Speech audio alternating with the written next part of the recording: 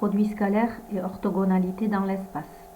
Ce chapitre est composé de 3 paragraphes. Un premier paragraphe, produit scalaire dans l'espace.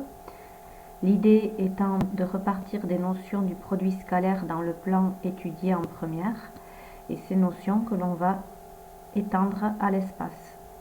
Un paragraphe 2, orthogonalité dans l'espace, avec un premier sous-paragraphe, l'orthogonalité de deux droites, et un deuxième sous-paragraphe avec l'orthogonalité d'un plan et d'une droite, et dans ce sous-paragraphe, une propriété très importante qui sera à intégrer.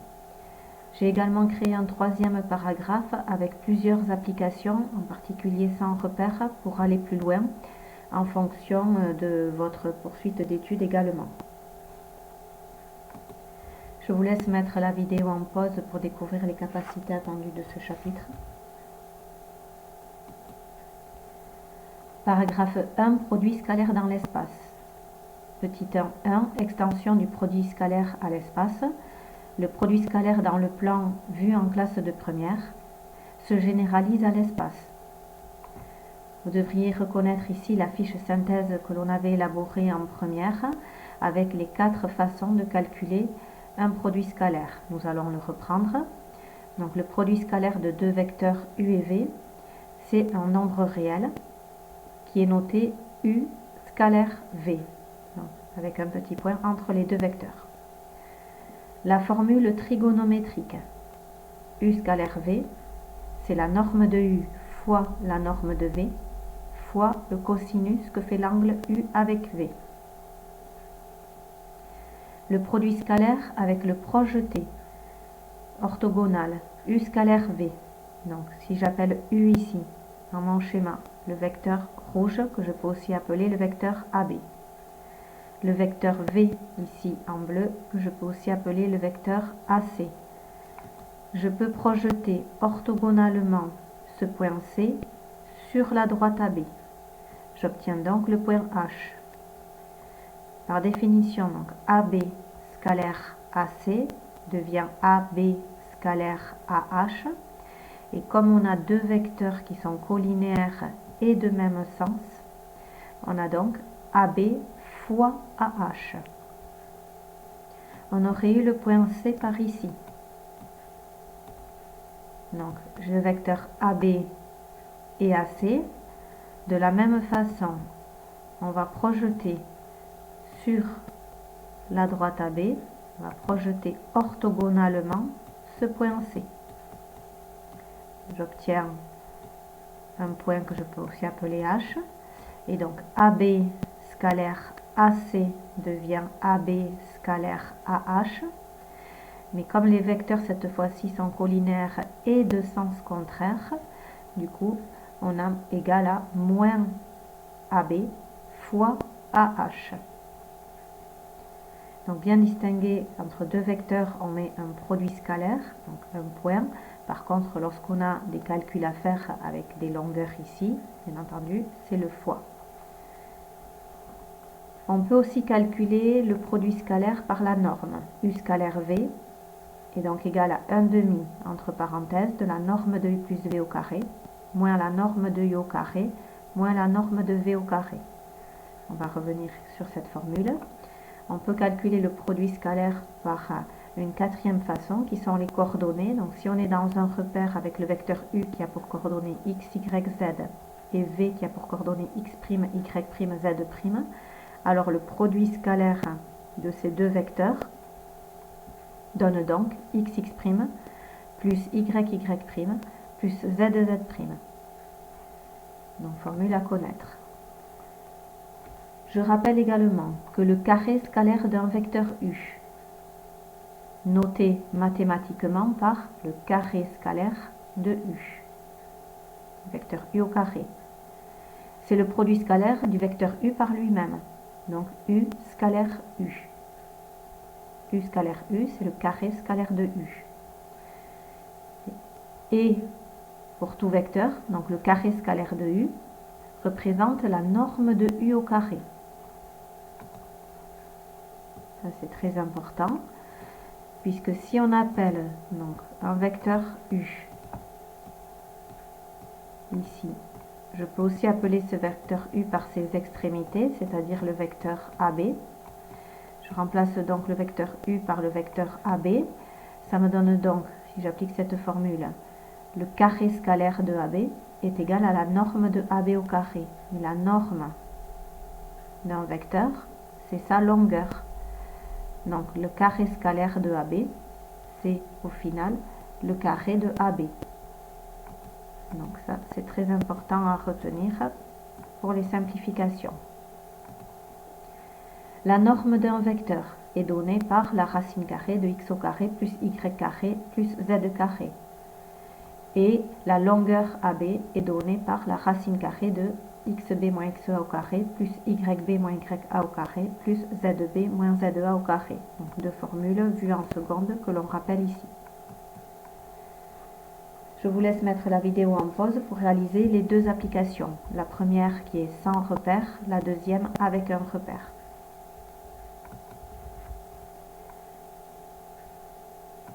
Alors, correction. On a donc un carré ABCD, un cube, pardon, ABCD, EFGH, de côté A, I étant le milieu de BF et J le milieu de DH. On vous demande dans un premier temps de calculer le produit scalaire de AD avec AJ. Donc lorsqu'on est avec ce type de solide qui ont la particularité d'avoir des angles droits, on va utiliser de préférence le projeté orthogonal. Donc ici, l'idée c'est de projeter le point J orthogonalement sur la droite AD. On va donc avoir un point H, mais ce point H qui est au final confondu avec le point D ici. Donc AD scalaire AJ, c'est finalement AD scalaire AD. Et donc on est avec le carré scalaire de AD. Et comme le côté fait A, d'accord, chaque côté fait A ici, AD est donc égal à A, et donc au carré. Alors, pour calculer maintenant AH, donc AH scalaire GB. Alors, j'ai imposé ici une méthode et je vous montrerai qu'il y a une autre méthode que l'on aurait pu aussi appliquer. Donc, je vous propose de décomposer, pour cette première façon de faire, le vecteur AH et le vecteur GB. Par exemple, AH en passant par E ici, AE plus EH. Et le vecteur GB en passant par F, GF plus FB. On aurait très bien pu passer par C pour décomposer GB et passer par D pour décomposer AH. Ensuite, on va simplement réaliser une distributivité. Donc, vous voyez qu'ici, j'ai remplacé le vecteur AH par sa décomposition scalaire, je retrouve là, et j'ai remplacé GB ici par sa décomposition aussi. Et là, j'ai fait une distribution AE scalaire GF plus AE scalaire FB plus EH scalaire GF plus EH scalaire FB. Et j'ai utilisé les propriétés du produit scalaire. Donc ici, on a AE et GF. Si on regarde AE, ici AE et GF, ce sont deux droites qui sont orthogonales. Donc le produit scalaire est nul. De même avec EH, je vais effacer un petit peu parce qu'on ne voit plus grand chose. Donc si je regarde EH et FB, d'accord, si je prends un représentant ici, je vois bien que ces deux droites sont également orthogonales. Donc le produit scalaire est nul. Je regarde maintenant AE et FB. AE et FB. Ce sont donc deux vecteurs collinéaires et de sens contraire. Donc AE scalaire FB, ça fait donc moins AE scalaire AE, donc moins le carré scalaire de AE. Et de la même façon, EH ici et GF, donc ce sont deux vecteurs collinéaires à nouveau et de sens contraire, donc ça donne EH moins EH scalaire EH, donc moins le carré scalaire de EH, c'est-à-dire moins EH carré. Sachant que le côté du cube fait A, mais j'ai plus qu'à remplacer, moins A au carré, on obtient bien moins 2A au carré. Alors, une autre méthode que vous auriez pu voir ici dès le départ avec les vecteurs que j'ai symbolisés en orange, donc AH et GB, ici, on aurait pu dire que c'était deux vecteurs collinéaires et de sens contraire. Donc directement appliquer la formule moins AH, puisqu'ils sont de sens contraire, fois GB.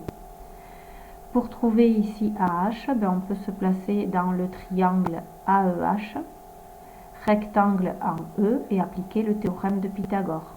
Donc AH carré fait AE carré plus EH carré. Donc sachant que le côté du cube fait A, ça fait donc A au carré plus A au carré, ce qui fait bien 2A au carré. Et si je prends la racine carrée de AH carré, pour avoir AH, racine carrée de 2A carré, j'ai bien A racine carrée de 2. Donc moins A racine carrée de 2 fois GB, qui fait aussi A racine carrée de 2. Donc par simplification, on est bien à 2 A carré avec le moins devant. Donc on retrouve bien évidemment le même résultat. Ici, on veut AH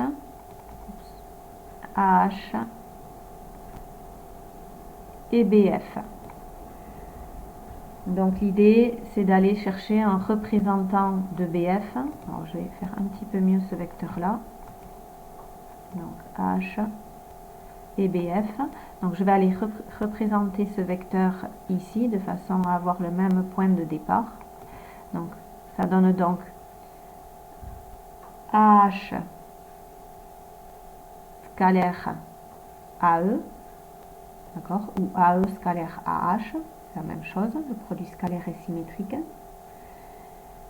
Et si je réalise un projeté orthogonal du point H sur la droite AE, je peux donc dire que AE scalaire AH, c'est le carré scalaire de AE, c'est-à-dire AE au carré.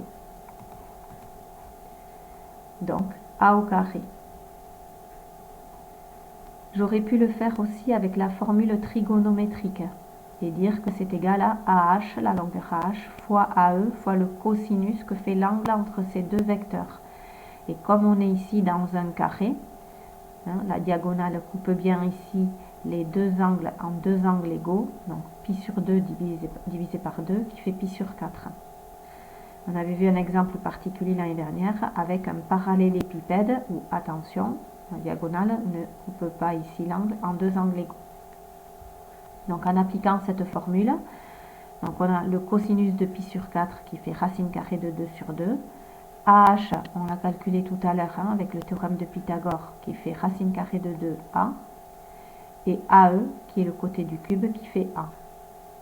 Donc je simplifie tout ça, racine carrée de 2A carré, racine carrée de 2 sur 2 pour le cos de pi sur 4.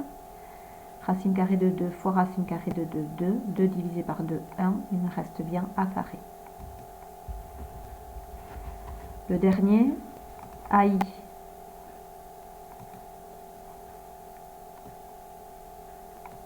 Scalaire BF.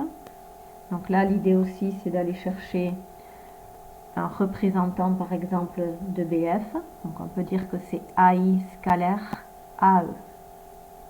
Un représentant de BF. Donc je vais supprimer ça pour plus de visibilité. Donc je peux le faire là aussi avec le projeté orthogonal. Donc je vais projeter le point I ici sur la droite AE. Et comme I est le milieu de BF, le projeté orthogonal que je peux appeler par exemple K, sera aussi le milieu de AE. Ça donne donc AI scalaire BF est égal à AI scalaire AE, qui est donc égal à AK scalaire AE avec le projeté orthogonal. Donc I étant le milieu, on l'a dit, K est aussi le milieu. Ça donne donc AK fois AE, puisqu'on a deux vecteurs collinéaires et de même sens. En remplaçant par les longueurs, donc AK fait la moitié du côté, 1/2 de A, et AE représente un côté du cube. Donc on obtient 1/2 de A carré. Pour l'application 2 avec repère, là, bien connaître les formules et être capable de les appliquer. Donc si on a un vecteur U de coordonnées 1, 4, 0, on peut appeler x, y, z. V, moins 2, 5, 1. On peut appeler x', y', z'. Le produit scalaire par définition, c'est donc x plus y, plus z. Formule, calcul, et on trouve un résultat de 18. Si U a pour coordonnées 1, 2, 3, je pose ça égal à x, y, z, alors la norme de U, formule, c'est la racine carrée de x au carré plus y carré plus z au carré. Donc, formule, calcul, résultat. Si on a un point A, donc de coordonnées moins 1, 5, 3, que je peux donc nommer XA, YA, ZA, et B, de coordonnées 9, 5, moins 2, que je peux appeler XB, YB, ZB, alors la longueur AB est donnée par la formule xb racine carrée de xb moins xa au carré plus yb moins ya au carré plus zb moins za au carré. Formule, calcul et le résultat que l'on simplifie au maximum et on obtient 5 racines carrées de 5. Pour les propriétés algébriques, donc toutes les propriétés du produit scalaire que l'on a vu dans le plan sont conservées dans l'espace. On les reprend. La première, c'est la symétrie. Donc, U scalaire V est égal à V scalaire U. Et on a aussi la bilinéarité. Donc là, j'ai montré la linéarité à droite, c'est-à-dire que U scalaire V plus W, je peux distribuer ici, c'est U scalaire V plus U scalaire W. Si on me parle de linéarité à gauche, ça veut dire que je pourrais avoir U plus V, parenthèse, scalaire W, qui ferait donc U scalaire W plus V scalaire W. Voilà, c'est pour ça qu'on parle de bilinéarité. Et également avec un réel, donc U scalaire K fois V, donc le K, je peux le mettre devant et faire le produit scalaire de U par V, ou bien multiplier K par le vecteur U et après faire le produit scalaire avec V. Donc la bilinéarité du produit scalaire, c'est une sorte de distributivité. Et ces deux propriétés, symétrie et bilinéarité, nous permettent d'écrire les identités remarquables suivantes. Alors, U plus V, le tout au carré. Donc, je développe U carré plus le double produit de U scalaire V plus V au carré. Avec le moins, U moins V au carré, on a donc U carré moins le double produit, donc 2U scalaire V, plus V carré. Donc j'écris deux formules en une seule. Et la troisième forme, entre guillemets, d'identité remarquable, c'est A moins B facteur de A plus B. Donc avec les vecteurs, ça donne donc carré scalaire de U moins carré scalaire de V. Si je transpose toutes ces formules avec les normes, donc la norme de U plus V au carré ou la norme de U moins V au carré, c'est donc la norme de U au carré plus la norme de V au carré, et plus ou moins 2U scalaire V, puisque ça représente un réel, je ne prends pas la norme, puisque c'est déjà un nombre. Et pour le deuxième ici, donc U moins V scalaire U plus V, donc le carré scalaire de U par définition c'est la norme de U au carré, moins, et le carré scalaire de V c'est la norme de V au carré. Corollaire, qui s'appelle maintenant les formules de polarisation. Donc U scalaire V c'est donc égal à 1 demi, entre parenthèses, u plus v, la norme de u plus v au carré, moins la norme de u au carré, moins la norme de v au carré.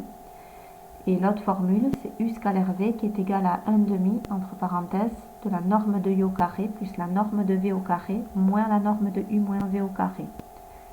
Alors, ces deux formules de polarisation sortent de la norme de u plus v ou la norme de u moins v au carré, qu'on a vu juste tout à l'heure.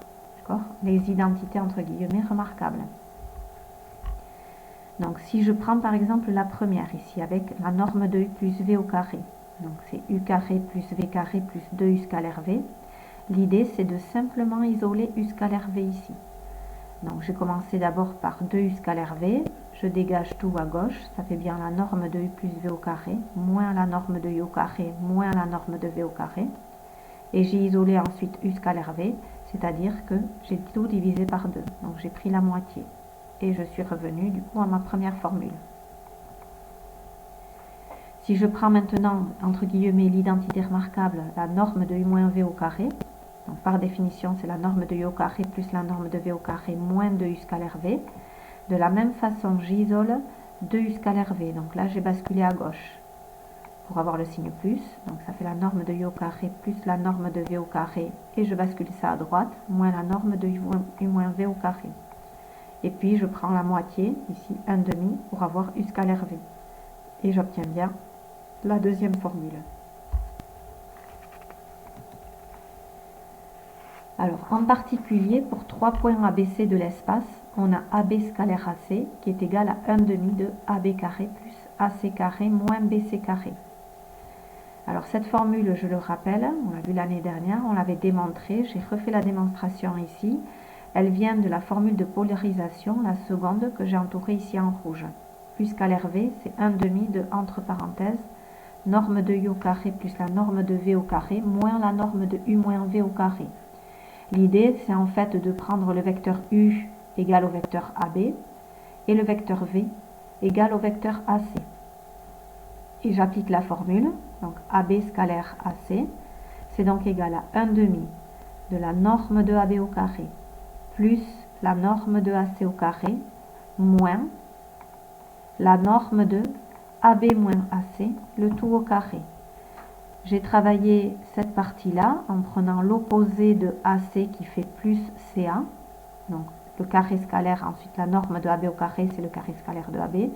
La norme de AC au carré, c'est la longueur AC carré. Ici, j'ai modifié la position, c'est-à-dire que j'ai écrit dans l'autre ordre CA plus AB, de façon à appliquer la règle de Schall, CA plus AB qui fait la norme de CB au carré et donc la longueur CB au carré.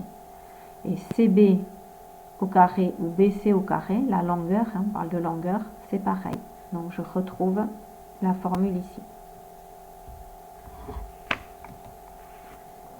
Paragraphe 1.3, propriété de deux vecteurs, c'est aussi un rappel donc sur la collinéarité et l'orthogonalité.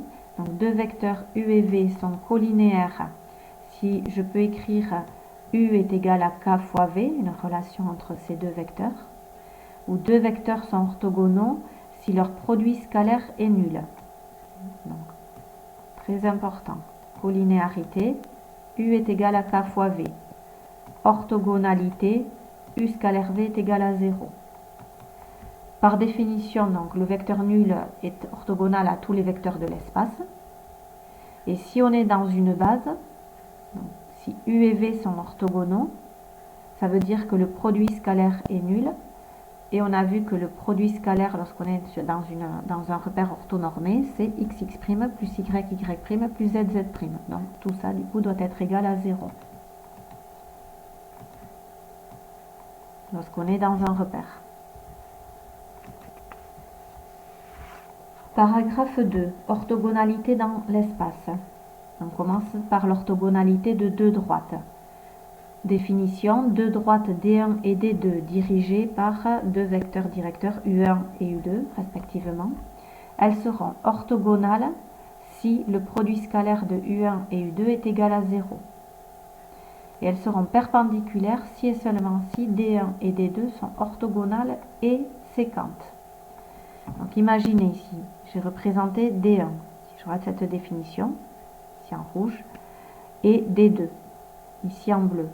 Donc on peut imaginer un vecteur directeur de D1 dessus ou à côté de la droite, et un vecteur directeur de D2 dessus ou à côté de la droite, peu importe. Donc ici j'ai U1, ici U2.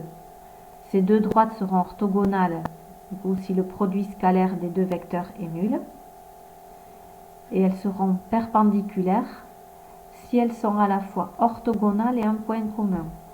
Donc, si je regarde ces deux droites, D1 et D2, elles sont déjà non coplanaires, donc elles ne sont pas séquentes, donc elles n'ont pas de point commun. Donc D1 et D2, elles sont ici orthogonales, mais pas perpendiculaires. Elles n'ont pas de point d'intersection.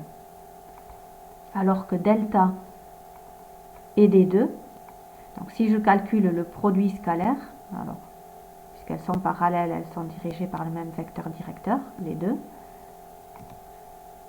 Donc ces deux droites, si je calcule le produit scalaire ici de U1 et de U2, c'est égal à 0. Donc ces deux droites sont orthogonales et en plus elles sont coplanaires et séquentes donc en un point. Donc on peut dire qu'elles ont la particularité en plus d'être perpendiculaires. Alors mathématiquement, on écrit indistinctement D1 perpendiculaire ou orthogonal à D2. On utilise le même symbole ici. Par contre, à l'écrit, bien sûr, on distingue bien droite orthogonale et droite perpendiculaire. Orthogonalité d'un plan et d'une droite. Donc, commençons par la définition pour arriver ici à la propriété qui est très très importante. On va ensuite appliquer. Donc une droite D, elle va être orthogonale à un plan si et seulement si elle est orthogonale à deux droites séquentes de ce plan. Donc lorsque j'aurai un plan, je vais considérer deux droites séquentes de ce plan.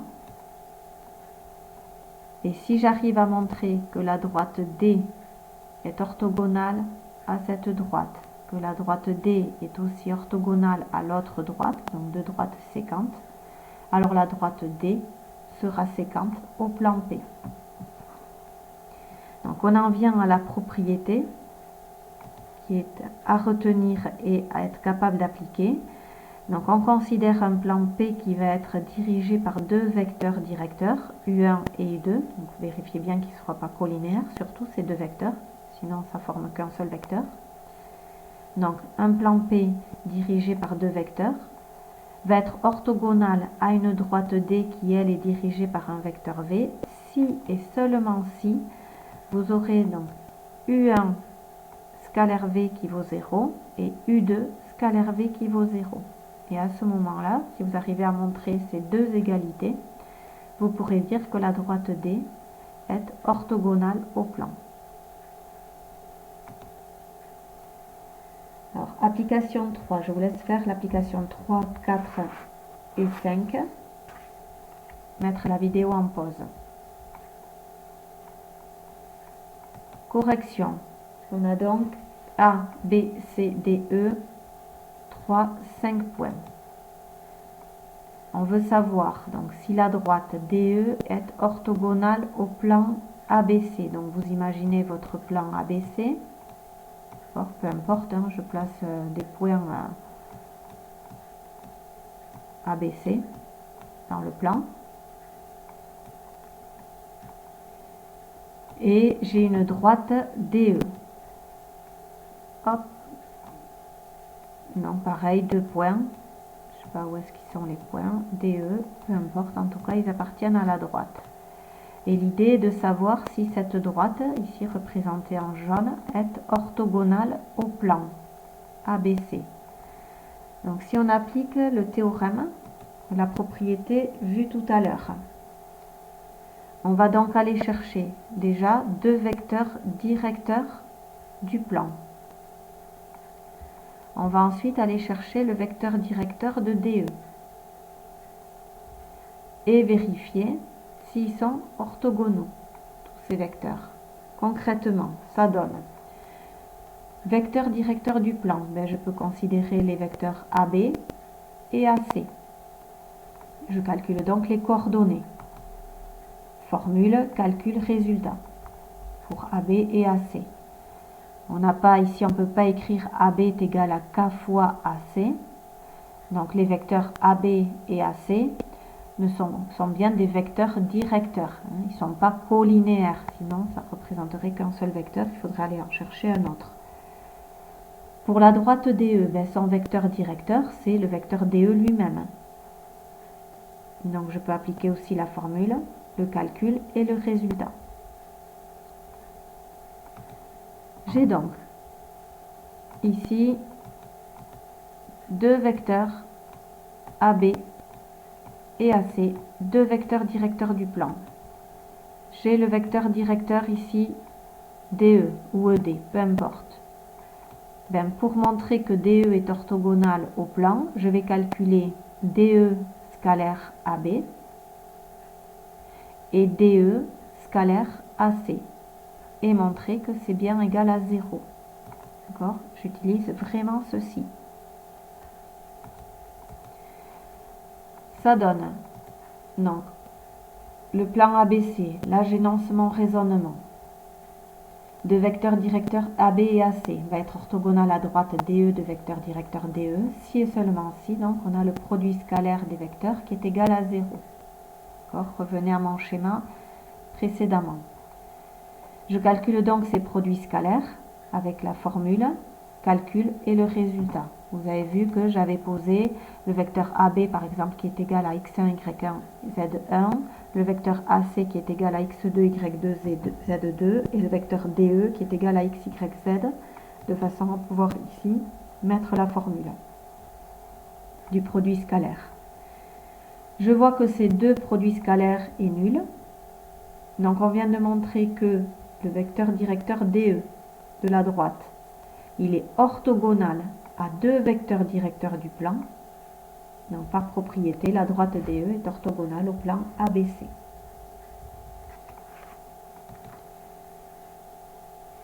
L'application 4.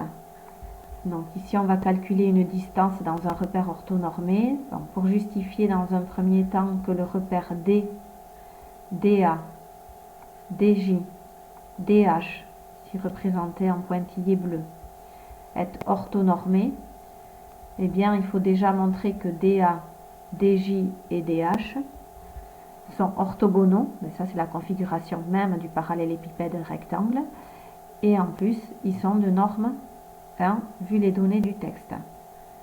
Donc on a donc les trois vecteurs qui sont orthogonaux 2 à 2 et les longueurs DA, DJ, DH qui fait bien 1. Donc on peut parler d'un repère D, DA, DJ, DH qui est orthonormé. Donc phrase peut-être qu'il faut rajouter dans la fiche synthèse qu'on avait déjà vue dans le chapitre 7. On va donner les coordonnées des points B et I dans ce repère. Donc la donnée, on peut donner directement. On pouvait aussi utiliser, comme dans le chapitre 7, la décomposition avec châle. Donc là, si vous ne savez pas donner coordonnées dans un repère, n'hésitez pas à m'appeler dans le cours. Donc attention à être bien dans l'ordre ici lorsque vous donnez les coordonnées. Donc par exemple, si je veux le point B, je me décale d'abord sur DA de 1, sur DJ de 2, et je ne monte pas ensuite, puisque je suis arrivé à B. Voilà. Et pour le point I, donc on se décale de 1,5 ici sur DA. Sur DJ, on ne se décale pas, 0, et par contre on monte sur DH de 1,5. Pour en déduire la longueur BI, on applique directement la formule à connaître par cœur. Racine carrée de xi moins xb au carré plus yi moins yb au carré plus zi moins zb au carré. Donc formule, calcul, résultat simplifié. On aurait pu, donc là on l'a fait en une seule fois, décomposer en deux étapes. D'abord calculer les coordonnées du vecteur BI, xi moins xb, yi moins yb, et ensuite appliquer la formule de la longueur en posant par exemple les coordonnées du vecteur BI, x, y, z. Voilà, en deux étapes ou bien en une seule étape. Pour l'application 5, donc on est à nouveau dans un cube, on a un repère orthonormé DDA, DC, DH, ici représenté toujours en pointillé bleu. Et il faut donner donc toutes les coordonnées des sommets du cube dans ce repère. Donc A, B, C, D, E, F, G, H. Donc, si vous ne savez pas lire également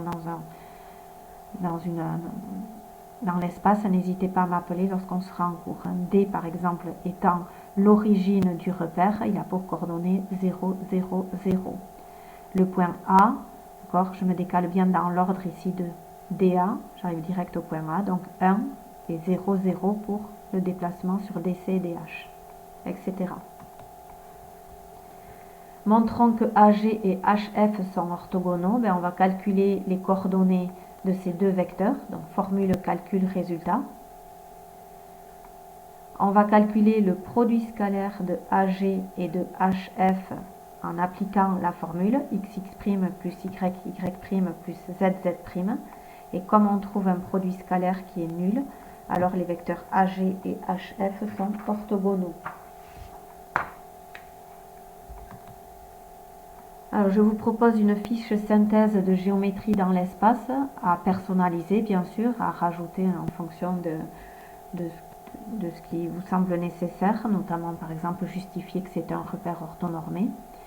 Donc il faut être capable de donner les coordonnées d'un point dans l'espace, calculer les coordonnées d'un vecteur AB, xb moins xa, yb moins ya, zb moins zea, j'insiste, pas de gris-gris ici, on note directement le vecteur parenthèse. Et ensuite, la formulation, comme on l'a fait donc, dans l'application 3, page 8 de la leçon, où on vous demandait, donc si je le reprends, une droite DE, par exemple ici, une droite DE, est-ce qu'elle est orthogonale à un plan? Autre façon de demander, est-ce que le vecteur n, qui est un vecteur directeur pour la droite, mais qui finalement pourrait être un vecteur normal au plan P, donc est-ce que n est normal à un plan? C'est deux types de questions où il faut raisonner de la même façon, mais deux formulations différentes. Donc l'idée c'est toujours de prendre deux vecteurs ici directeurs du plan P, donc deux vecteurs non collinéaires, de calculer les coordonnées. Et ensuite, pour montrer que n est normal au plan, on va calculer n scalaire AB et n scalaire AC, montrer que ça fait 0. Et on utilise comme ça la propriété sur laquelle j'ai insisté, où le vecteur n est orthogonal à deux vecteurs non collinaires du plan, donc on peut conclure en disant que n est normal au plan ABC, ou bien que la droite, comme on l'a vu dans l'application 3, est orthogonale au plan. Voilà, on arrive au paragraphe 3 pour ceux qui le souhaitent, avec davantage d'exercices et d'applications, et je vous posterai les corrigés sur Classroom.